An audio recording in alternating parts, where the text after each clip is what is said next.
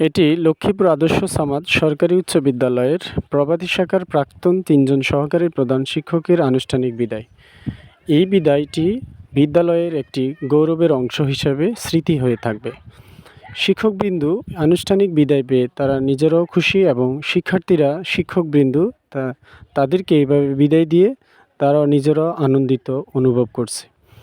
আসলে শিক্ষক হলেন জাতির কারিগর, জাতি গড়ার কারিগর। এই শিক্ষকদের মর্যাদা সম্মান যত বেশি আমরা দিতে পারবো, তারা তত বেশি জাতি গঠনে অনেক বেশি ভূমিকা রাখতে পারবে এবং সচেতন করতে পারবে একটি সমৃদ্ধ জাতি গঠনে। এবং যারা সত্য মিথ্যা বোঝার জন্য শিক্ষকগণ সবসময় ক্লাসের বাইরে শিক্ষার্থীদেরকে বিভিন্নভাবে উৎসাহিত অনুপ্রেরণা দিয়ে থাকেন, যেটা একজন শিক্ষার্থীর জন্য সারা জীবনেই শিক্ষণীয় এবং অনুপ্রেরণা হয়ে থাকে, যার ফলে তারা তাদের নিজেদের জীবনেও সাফল্য শিখরে উন্নতি করতে নিজেদেরকে একটা ভালো পর্যায়ে নিয়ে যেতে ভূমিকা পালন করে।